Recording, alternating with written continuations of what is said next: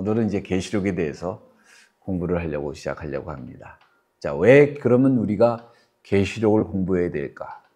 우리가 지금 사는 시대가 굉장히 고통당하는 시대 속에 살고 있고 마지막을 준비하는 위험한 시대 속에 살고 있습니다. 마태복음 24장 4절에서도 8절에 보면 말세에 대한 징조가 나옵니다. 4절에 예수께서 대답하여 가라사대 너희가 사람의 미혹을 받지 않도록 주의하라. 오늘 시대는 굉장히 평화, 평등 이런 걸 굉장히 강조하는 시대 속에 살고 있어요.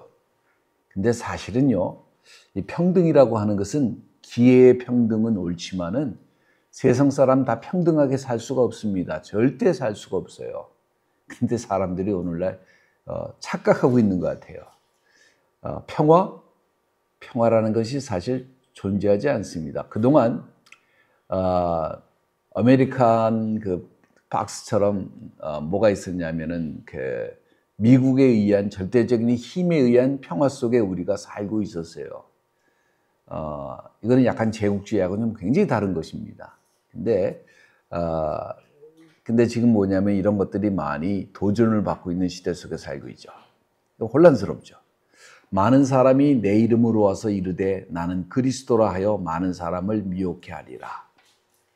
많은 사람들이 마치 새로운 질서, 새로운 어떤 그런 거를 제시하지만은 그리고 사람들을 미혹을 하는데 정말로 성공한 듯이 보였지요. 자, 난리와 난리 소문이 듣겠으나 너희는 삼가 두려워 말라. 이런 일이 있어야 돼. 끝은 아직 아니니라. 민족이 민족을 나라가 나라를 대적하여 일어나겠고 처치에 기근과 지진이 있으리니 이 모든 것이 재난의 시작이라 이렇게 얘기를 합니다. 민족과 민족이 나라가 나라를 대처해서 일어나는 것은 내셔널리즘인데 민족주의가 이미 2차 대전을 이후로 끝났다고 사람들이 생각을 했어요. 근데 이제 아직 시작은 안 했지만 시작할 겁니다. 지금 현 상황을 보면 그래요. 2차 대전 이후로 세상에는 평화가 없고 모든 것이 평화를 불러왔다고 사람들이 믿었습니다. 이것이 많은 사람들에게 혼동을 줬어요. 자, 미국에서 민주당을 중심으로 세계화라고 하는 것을 진행시키면서 지구촌이라고 하는 말이 성립되는 듯이 보였습니다. 중국에다는 공장을 짓고 미국에다가 팔고 미국에서는 그것을 사주면서 국경이 유럽에서는 개방되고 인종들이 유입이 되기 시작하고 서로 돕고 사는 세상이 된 것처럼 착각을 하기 시작을 했습니다. 자, 근데 사실 그 뒤에도 끊임없는 전쟁이 지속적으로 이루어졌다는 사실을 알아야 돼요. 세상이 지금 어떻게 돌아가고 있습니까? 여러분, 지금 21세기에 인종 청소가 진행되고 있다면 믿으시겠어요? 그것도 남아프리카에서 인종 청소가 흑인들의 손에 의해서 진행되고 있습니다. 미얀마는 지금 인종 청소하다가 군부 쿠데타와 그 민주화의 세력의 갈등으로 내전이 시작된 것으로 보이지만 사실 좀 더 안으로 들어가 보면 완전히 다른 내막이 있습니다. 소수 민족과 미얀마 간의 갈등, 그 다음에 예멘에서 보면 이란과 사우디아라비아 간의 대리전 형상으로 수년간 내전으로 이어져 가지고 대규모 난민 사태가 발전했죠. 자, 시리아는 내전으로 수백만 명의 삶이 터전을 잃어가지고 유럽에서 이들을 받아주면서 처음에는 그냥 유럽이 완전히 자기영화되었기 때문에 다 받아들였는데 지금 문제가 뭐냐면 이들 때문에 엄청난 문제가 생기기 시작을 합니다. 슬럼화가 되고 그 다음에 폭력화가 시작되고 아까 얘기한 것처럼 기회의 평등이 아니라 삶의 평등을 요구하면서 문제가 심각하게 일어나기 시작을 하죠. 그로 인해서 영국이 망가지고 프랑스가 망가지고 독일이 망가지고 그러다 보니까 어떤 일이 일어나요. 왜 우리가 이렇게 해야 되느냐. 그러니까 다시 내셔널리즘이 득세하기 시작을 합니다. 자, 우크라이나에서는 러시아가 침공으로 전쟁이 발발해가지고 수많은 난민이 발생하고 전쟁이 일어나기 시작했는데 이것도 사실은 뭐냐면은 미국에서 어떻게 하기로 했냐면 나토가 나토에 러시아가 가입하기를 원했습니다. 근데 어떻게 했냐면은 가입은 못 해주겠다. 그 대신 동진하진 않겠다라고 서진하진 않겠다라고 약속을 했죠. 근데 이거를 미국이 어기고 나토가 어기고 하나씩 둘씩 나토에 가입시키기 시작해가지고 우크라이나까지 왔습니다. 근데 우크라이나가 넘어가면 소련이 보호지대가 없으니까 소련이 아니죠. 러시아가 보호지대가 없으니까 결국은 이제 문제가 생기기 시작을 한 거고.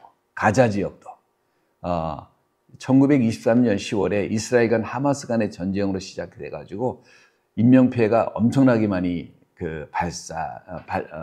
발생을 했죠.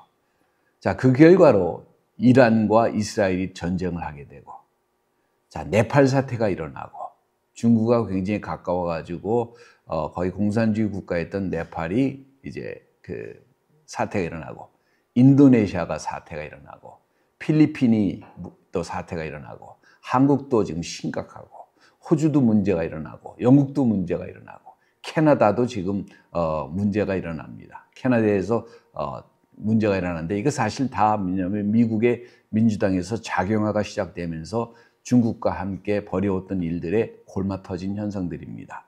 아프리카 사태, 엄청난 소용돌이 속에 지금 세상이 빨려 들어가고 있습니다. 자, 여러분이 알고 계시는지 모르시는지 모르지만 세상은 지금 거짓과 기만이 판을 치는 세상 속에서 여러분이 살고 있습니다. 매스메디아가 예전에는 진리를 보도하기 위해서 노력을 했지만 지금은 진영 논리에 완전히 편입되어 가지고 진영의 대변인 노릇만을 합니다. 그래서 이쪽 뉴스를 들으면 이쪽만 대변을 하고 저쪽 뉴스를 들으면 저쪽만 대변하고 이렇게 평등하고 공평한 뉴스라는 것은 이제 존재하지가 않아요.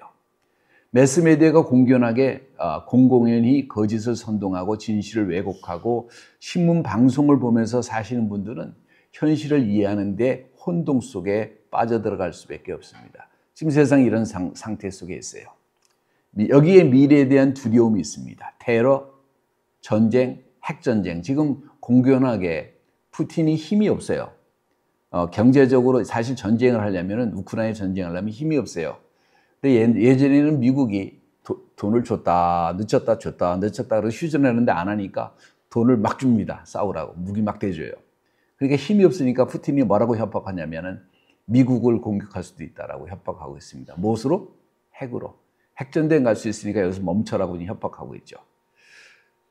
재난, 가난, 이게 지금 보면은 굶주림이라는 게 미국에서는 이해가 안 될지 모르지만 지금 세계 인구의 지금 70억이 넘었죠? 근데 지금 이 중에 3분의 1이 굶으면서 잠자리에 드는 걸 여러분 아시나요? 기근, 물 부족 현상.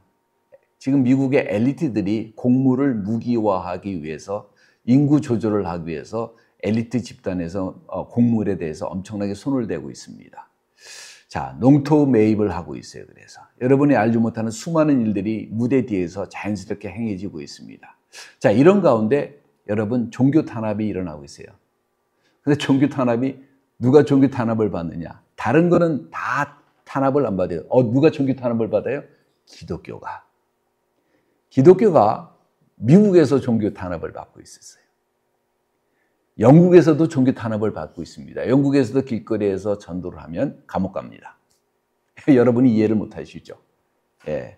자, 이제 현재 정권이 바뀌었기 때문에 이런 현상이 미국은 좀 나아질 것이라고 생각을 하는데 세상은 지금 쉽게 얘기하면 포스트 모더니즘과 기독교가 전쟁 중이에요. 사상적 흐름이 이렇습니다. 사실은. 그러면 포스트 모더니즘이라는 게 뭐냐? 여러분이 어렵게 생각할 거 없어요. 쉽게 얘기하면 공산주의를 좀 아름답게 치장한 사상이에요. 공산주의 사상입니다. 사회주의를 표방하는 단어예요. 이 사상이 중국이 지금 손을 펼쳐가지고 학계, 미국, 한국 다 마찬가지입니다. 캐나다 다 마찬가지입니다. 학계, 정치계, 종교계, 문화계 그리고 대중매체를 완전히 사로잡고 있습니다.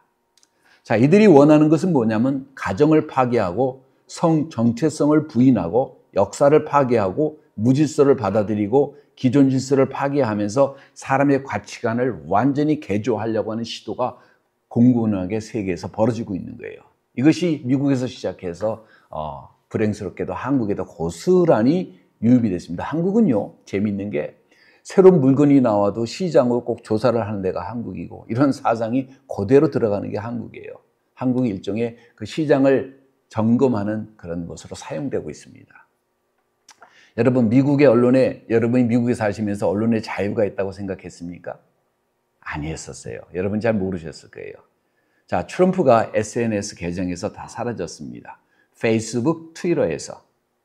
근데 이게 뭐냐면, 내가 안 당했기 때문에 없다고 생각하지만 여러분 잘 모르시겠지만은, 어떤 계정들이 삭제되는 계정들이 되게 많았어요. 왜냐면은, 자기들이 원하는 것을 말하지 아니하면 대기업도 다 이것이 뭐냐면은 함께 연결되어 있기 때문에 다 삭제를 시키고 있었던 건데 트럼프도 대통령인데 그중 한 사람이 된 거예요.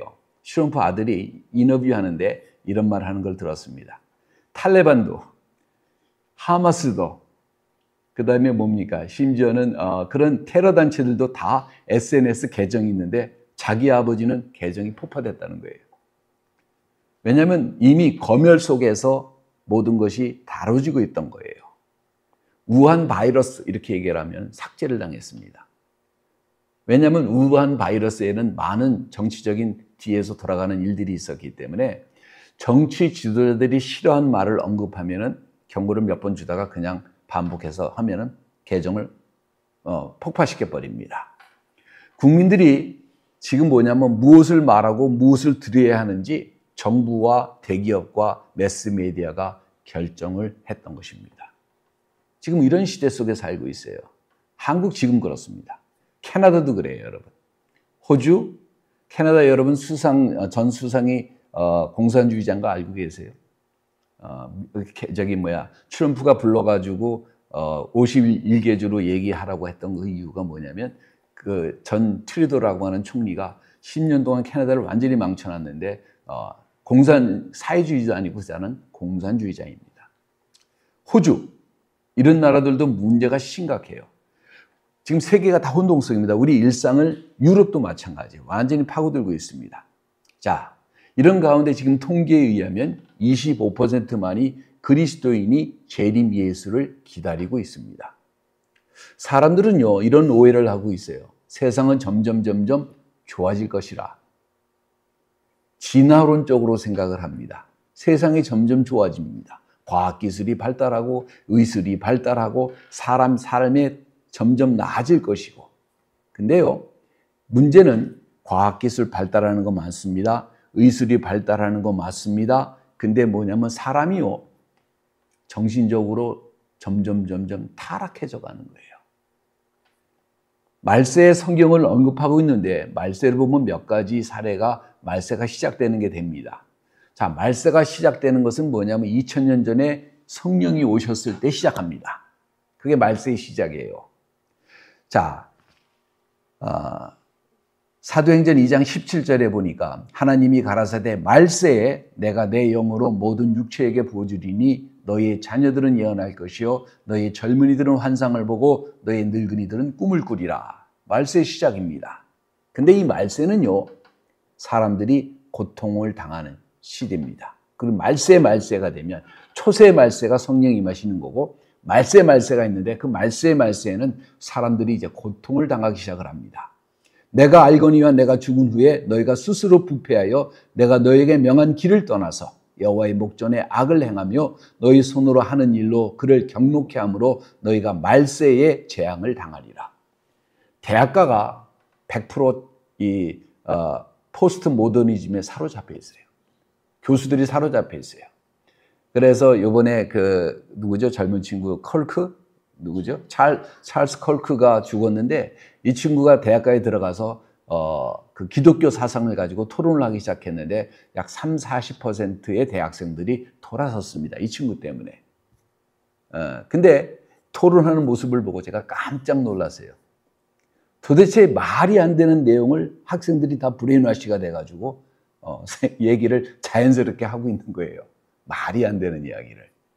자, 그러다 보니까 이게 저도 제 자식들을 그런 줄 모르고 대학을 보냈는데 참 어려운 세상입니다. 그러니까 애들이 브레인와시드가 돼가지고 인성도 많이 달라져요.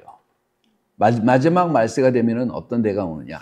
디모데후서 3장 1절에 보니까 내가 이것을 알라 말세에 고통당하는 때가 이르니 사람들은 자기를 사랑하며, 잘 보세요. 굉장히 오늘 제너레이션이 셀피시하죠. 돈을 사랑하며 자긍하며 교만하며 회방하며 부모를 거역하며 감사치 아니하며 거룩하지 아니하며 3절 무정하며 원통함을 풀지 아니하며 참소하며 절제하지 못하며 싸나우며 선한 것을 좋아하지 아니하며 배반하여 팔며 조급하며 자고하며 쾌락을 사랑하기를 하나님 사랑하는 것보다 더하며 경건의 모양은 있으나 경건의 능력은 부인하는 자니 이 같은 자들에게서 내가 돌아서라. 너희 중에 남의 집에 가만히 들어가 어리석은 여자를 유인한 자들이 있으니 그 여자는 죄를 중히 지고 여러 가지 욕심에 끌린 바 되어 항상 배우라 마침 진리의 지식에 이를 수가 없느니라. 자, 여기서 고통당하는 때라고 하는 것을 제가 여러 번 얘기했지만 신약 성경에서 단 2번 쓰여진 단어인데, 한 번은 여기서 오고 한 번은 거라사인 지방을 순회할 때에 군대 귀신 들린 자의 영적 상태를 설명하면서 기록되어 있는 말입니다. 즉 말세가 되면은 사람들이 군대 귀신 들린 것처럼 정신이 없는 거예요. 완전히 고통을 당하는, 영적으로 혼적으로 고통을 당하는 그러한 모습이 현대인의 모습을 그리고 있습니다. 가끔 그런 거 보잖아요. 신문에서 보면 막 웃음이 나오기도 하고, 뭐 이게 말이 되나 싶은데 용돈 안 준다고 부모를 때리고 아이들이, 예? 말이 안 돼요. 나 촉법소년이라고 그러고 경찰한테 막 쌍욕하면서 주먹질하고. 예. 자, 이런 상황 속에서 계시록이 우리에게 소망을 줍니다. 이런 상황 속에서 모든 것은 하나님이 다스리시고 있다는 확인을 시켜주십니다. 모든 것이 두려움 속으로 우리를 몰고 가겠지만 이 모든 것이 반드시 와야 되고 우리가 겪어야 되는 절차라고 하는 사실입니다. 그 다음에 사단이 임해서 적 그리스도라고 얘기를 하면 사람들이, 특히 이스라엘 사람들이 환호하고 막 열망하다가 이제 고통을 당하면서 정체를 깨닫기 시작하고, 아, 예수 그리스도가 메시아인 거구나라고 깨닫기 시작을 하고, 그리고 그때 예수님의 엄청난 고난이 있은 다음에 예수님의 재림이 옵니다. 자, 그러므로 이것을 설명해 주는 과정도 주시고 그 과정 가운데 성도의 믿음을 강조하고 그 가운데 인내가 필요한 것과 잘못된 선택에 대한 경고가 바로 이 계시록에 그대로 남아 있습니다. 왜 계시록을 공부해야 되는가? 첫 번째, 이것은 성경이기 때문에 그렇습니다. 둘째로는 주님이 오시는 영적인 일을 분별하라고 명령하셨기 때문에 그렇습니다. 세 번째는 계시록을 이해하지 못하면 우리의 성경 끝부분을 이해할 수가 없어요. 계시록은 하나님이 미래에 대한 계획입니다. 자, 구약의 계시록 같은 책이 있어요. 그 책이 뭐냐면 다니엘서입니다. 미래를 내가 이렇게 하겠다, 이렇게 만드신 게 있어요. 그대로 되어졌습니다. 그리고 신약에서는 또 뭐냐면 다시 이대로 하겠다 이거예요. 구약의 계시록이라고 하는 다니엘서는 이방인을 위한 것이라면 신약의 계시록은 이방인 플러스 이스라엘이 포커스입니다. 어떻게 될 것인지 나와요. 은혜의 시대가 끝나면, 교회 시대가 끝나면 무슨 시대로 갑니까? 다시 이스라엘의 시대로 돌아갑니다. 포커스가 그렇다는 거예요. 포커스가. 자, 계시록은 여러분의 삶을 바꿀 수가 있습니다. 7번째로 주님을 부인한 자들에게는 엄청난 경고가 이 책 속에 기록되어 있습니다. 자, 이 책을 누가 기록했습니까? 요한이 성령의 감동을 받아서 96년쯤에 그릭말로 기록을 합니다. 이 책은 라틴말로 번역되어서 라틴 성경 벌게이트라고 하는 성경책에 기록되고 그 다음에 사라졌다가 킹 제임스 버전에 다시 1911년에 기록됩니다. 킹 제임스 버전에는 뭐냐면 영국왕 킹 제임스가 하나님의 말씀을 정확하게 오류 없이 영국말로 번역을 해라 그래가지고 당대 학자들이 번역을 했는데 이 책만이 유일하게 이권이 없어요. 가장 베스트셀러가 뭡니까? 성경이에요. 성경을 번역을 하면 엄청난 이권이 있습니다. 성경책이 가끔 바뀌죠. 찬송가가 바뀌죠. 왜 그런지 아세요? 뒤에는 이권 때문에 그렇습니다. 이게 진짜 부끄러운 얘기인데 물질 때문에 그렇습니다. 근데 이 책은 이제 그런 건 없어요. 왜? 여기에 누구도 저기가 없기 때문에. 자, 이 성경의 마지막 책은 404구절로 되어 있고 22장으로 기록되어 있고 12,000여 개의 단어로 구성되어 있고 구약 성경을 265구절을 인용한 책입니다. 그러니까 구약 성경을 이해하지 못하면 이것을 해석할 수가 없어요. 그러니까 구약 성경을 알아야지만이 신약 성경을 이해하는데 LA만 해도 내가 하나님한테 특별한 계시를 받았다고 책을 쓴 사람이 1000명이 넘어요. 그러니까 굉장히 오해하기가 쉬운 책입니다. 자, 요한은 다른 성경책을 완전하게 이해한 하나님의 제자인데 12제자의 한 명인데 이 사람이 썼는데 특히 연대가 굉장히 중요합니다. 연대가. 왜냐하면 미래를 예언했기 때문에 연대를 언제 썼느냐에 따라서 책의 해석이 달라질 수밖에 없어요. 자, 이거를 강조하는 이유는 제가 한 번도 여러분의 어떤 성경을 해석하면서 강의를 하면서 연대를 강조한 적이 없어요. 근데 이 책은 연대가 굉장히 중요한데 91년에서 96년 사이에 로마 황제 도미티안의 지배 아래에서 쓰여진 책입니다. 왜냐하면 이것이 일찍 쓰여진 책이라면은 계시록 17장이 이게 네로 때라고 한다면은 로마 제국이 17장의 주인공이 됩니다. 17장은 로마를 해석을 한 거거든요. 자, 70년 이후에 쓰여졌다면은 1절부터 9절 사이는 로만 캐토릭 교회를 얘기하는 거예요. 그러니까 로만 캐토릭 교회는 자기들이 악이 아니라고 얘기하려고 이전에 쓰여졌다고 주장을 하지만 크리스천 커뮤니티에서 이거는 확실하다. 91년에서 96년 사이에 반모섬이라고 하는 섬에서 유배됐을 때에 쓰여진 책이라고 기록되어 있습니다. 왜냐하면 그렇게 되면은 17장에서 1절에서 9절 사이에 있는 것은 로만 캐토릭 교회를 상징하기 때문에 그렇습니다. 자, 어떻게 이 책을 공부하겠는가? 이 책을 공부하기 전에 이 책은 먼저 우리가 알아야 될 것은 요한이 감옥에서 밖에 있는 성도들을 격려하고 위로하기 위해서 성령의 감동으로 기록된 책이에요. 그렇기 때문에 감옥에서 기록된 책이기 때문에 당연히 뭐가 있습니까? 검열이 있어요. 그래서 검열이 있기 때문에 의사 표현을 밖의 사람과 하는데 검열이 있기 때문에 많은 상징들이 구약에 있는 것을 인용해 가지고 기록을 할 수밖에 없습니다. 그러니까 로마 정부의 감시 아래 주님의 메시지를 각 교회에 전하려고 하는데 검열을 당해서 혹시 뜻이 왜곡되거나 전하지 못할까 봐 상징적인 표현이 많이 들어가 있다는 얘기입니다. 자, 그래서 이 책에 신학적인 논쟁의 중심에 있는 책이기도 합니다. 네스토리아는 계시록을 거부를 합니다. 컨스탄틴 황제 때 유세비우스라고 하는 유명한 학자가 있는데 이 사람은 계시록의 정경성을 의심하기도 했습니다. 반면에 초대교부 중에 계시록을 수용한 많은 사람들이었는데 파피어스, 저스틴 마르터, 하데스의 메리토, 니사의 그레고리, 바실, 아타나시우스 등이 이 정경성을 확신했습니다. 이 책은요, 말세와 관계 있는 책입니다. 여러분 아마 1990년도쯤에 해가지고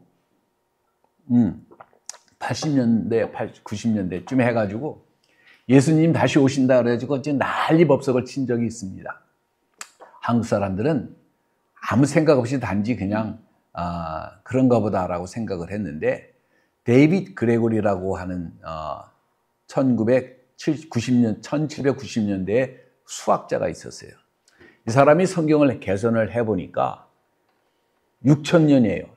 아담 때부터 시작하니까 아담 때부터 아브람 때까지는 거의 한 2000년. 아브람 때부터 예수님 오실 때까지가 2000년. 그 다음에 예수님 때부터 지금까지 계산해 보니까 2000년. 6000년으로 세상이 끝난다. 그리고 천년왕국 7000년이 온다. 이게 하나님의 성경에서 얘기하는 숫자고 딱딱 들어맞거든요. 그러니까 그때 이제 6,000년으로 인간의 역사는 끝날 것이다 라고 계산을 해가지고 그때 계산해서 나온 숫자가 사실은 그거예요. 그래서 많은 신학자들도 그렇게 될 수도 있다는 가능성을 품고 있었습니다. 라비인 바알 카투림이 이 사람도 2000년 정도의 인류의 역사가 끝날 것이다 이렇게 얘기를 했습니다. 목사님이신 조지 웰슨이라고 하는 유명한 학자이기도 한데 이 사람은 1996년에 종말이 올 것이다 이렇게 생각을 했었어요. 위대한 영적인 지도자들 빌리 선데이, 프랭크 노리스, 밥 존스, 빌리 그레암, 찰스 풀러 이런 사람들도 이 계시록을 믿었습니다. 하지만 침묵한 지도자들도 있습니다. 루터는 계시록에 대해서 아예 말을 입버금도 안 했어요. 틴데일, 주빙리. 드바드라고 하는 사람은 고백하기를 뭐라고 했냐면은 계시록을 해석하지 말라. 너무 어려운 책이다. 아담 클라크는 나는 이 책을 도저히 이해할 수가 없다. 이 보는 각도에 따라서 이 책은요 굉장히 달라집니다. 이 책을 해석하는 거에 따라서 여러분이 후천년을 믿느냐, 무천년을 믿느냐, 전천년을 믿느냐가 결정되어집니다. 모르셨죠? 자, 이 책을 알레고리컬하게 비유적으로 해석을 하는데 이런 사람들을 우리가 후천년주의자라고 얘기를 합니다. 전천년주의자는 문자적으로 해석을 성경을 하는 것을 말합니다. 무천년주의자는 중간이에요. 그래가지고 이 사람들 어떻게 생각하냐면 말세가 이렇게 가다가 갑자기 딱 끝나고 오지 천년왕국도 없다고 생각을 해요. 그런 것은 존재하지 않는다. 계시록 20장에 나온 천년왕국을 외면하는 겁니다. 이렇게 중요한 말이 성경에 한 번 언급된다는 것은 받아들일 수 없다. 근데요, 이 대단한 학자들이 이렇게 얘기를 하는데, 근데요, 예수님이 뭐라고 했습니까? 성경의 1.1회까지도 반드시 다 이루어진다고 하셨어요. 저는 예수님의 그 말씀을 믿습니다. 저는 그렇게 대단한 학자도 아니기 때문에 잘 몰라요. 근데 저는 성경을 문자적으로 해석합니다. 그렇다고 또 어리석게 또 이상하게 뭐 내 팔을 잘라라, 뭐 다리를 잘라라. 그거는 아닌 거예요. 우리가 상식선에서 생각합시다. 상식선에서 생각합시다.